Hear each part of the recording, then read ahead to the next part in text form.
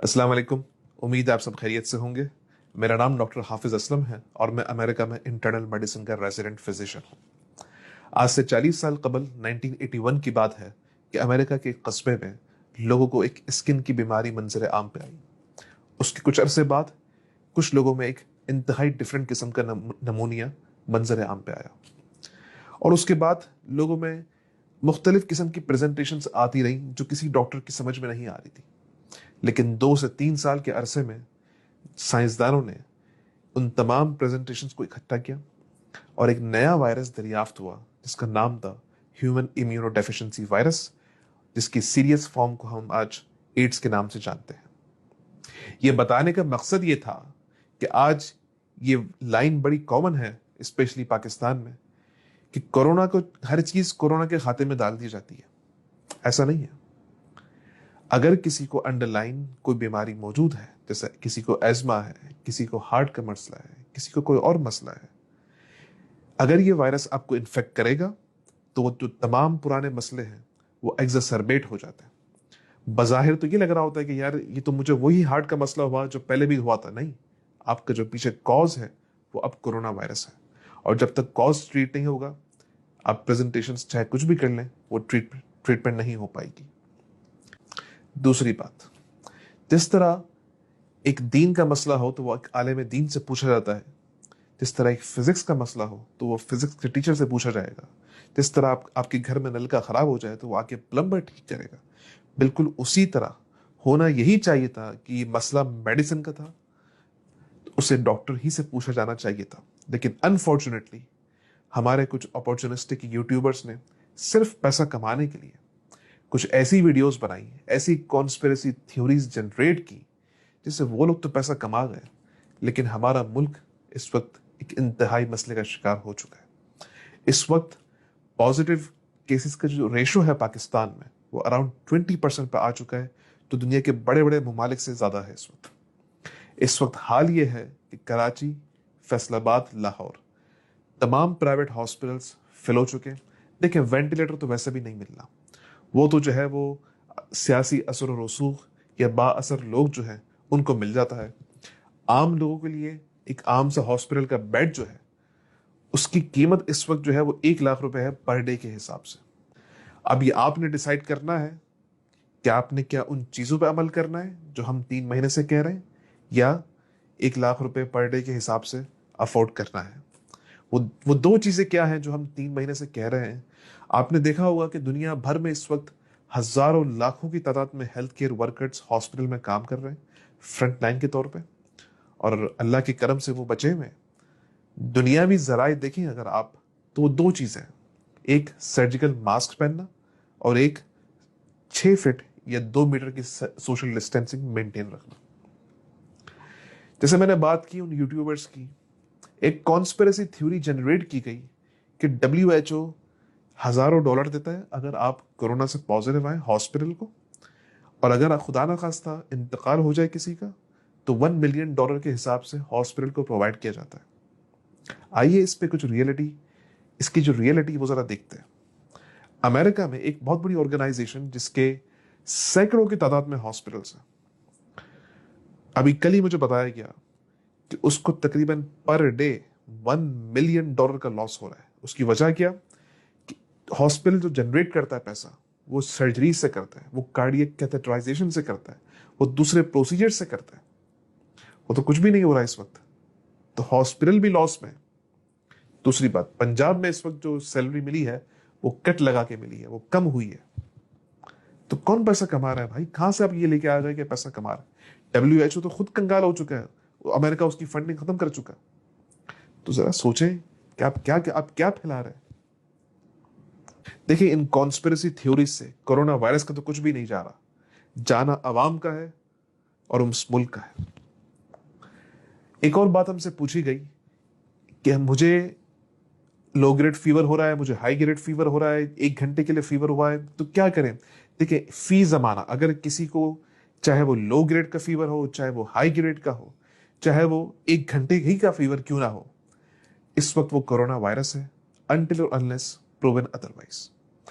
Fever के साथ साथ अगर किसी को कोई शॉर्टनेस ऑफ ब्रेथ हो रही है, यानी सांस लेने में तकलीफ, किसी को चेस्ट पेन हो रहा है, सीने में तकलीफ, किसी को लॉस ऑफ टेस्ट या स्मेल है, यानी सूंघने और चखने की सलाहियत का खात्मा, या किसी को ऑल्टर्ड मेंटल स्टेटस हो रहा है। इसका मतलब ये कि आप किसी मरीज को देख रहे हैं कि यार उसका दिमागी तवाजुन कल तक सही था, आज खराब हो रहा है।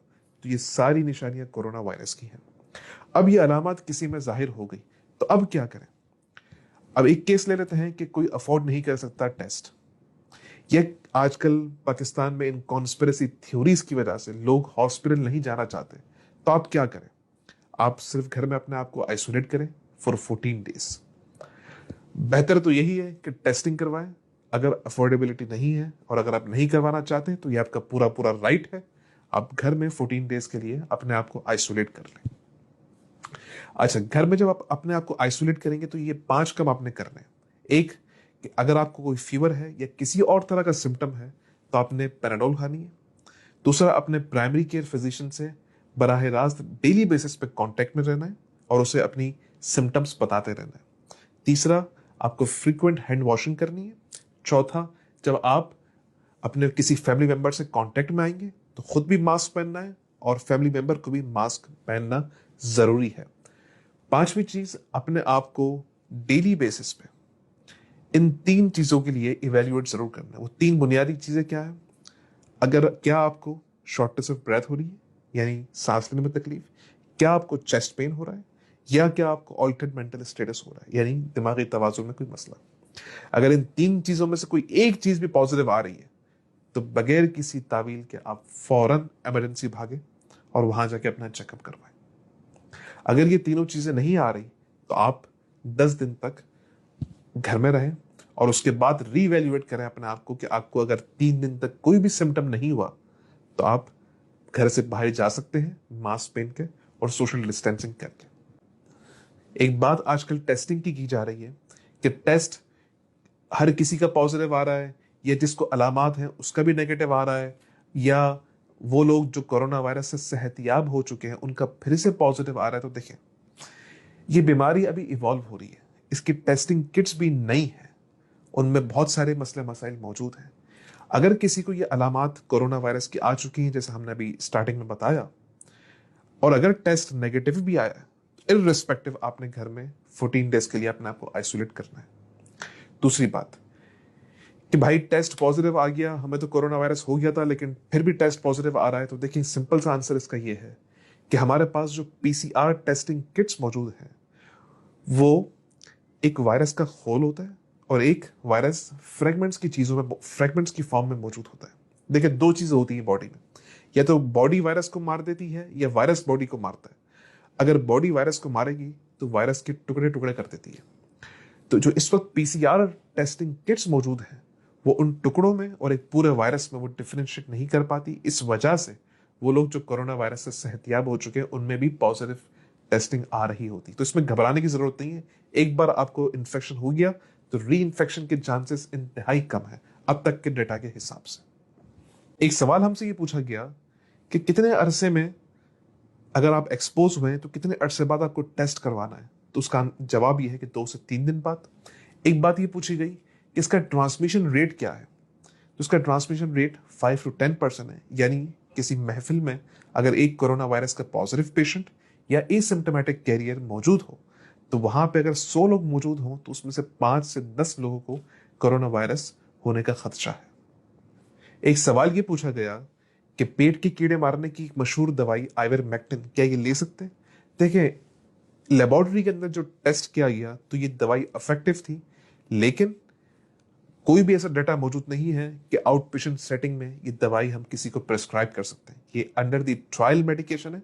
इसका मतलब ये कि इसे सिर्फ और सिर्फ हॉस्पिटल के अंदर दे सकते हैं।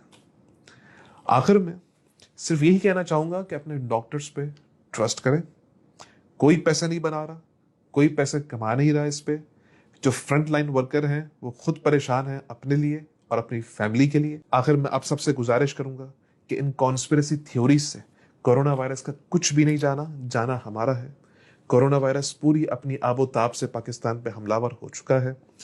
अगर हमने अपनी एहतियात ना की तो उसके हालात बड़े संगीन हो सकते हैं, अपने लिए नहीं, अपने बुजुर्गों के लिए, अपने माँ बाप के लिए और बाकी जो हमारी ओल्ड पॉपुलेशन है उसके लिए सोचें और अपना ख्याल रखें। और आपसे हाथ जोड़ के गुजारिश है कि किसी भी तरह की कोई अलामत मौजूद है तो प्लीज़ प्लीज़ घर में रहें, बाहर निकल के ना खुद अपने आप को मज़ीद बीमार करें ना दूसरों को इन्फेक्ट करें। इसके अलावा आपका कोई और सवाल हो, कोई और कमेंट हो, आप बिल्कुल कर सकते हैं एमडी चैनल पे, इनबॉक्स के थ्रू या कमेंट्स पे। अपना ख्याल रखें। Thank you so much. Take care.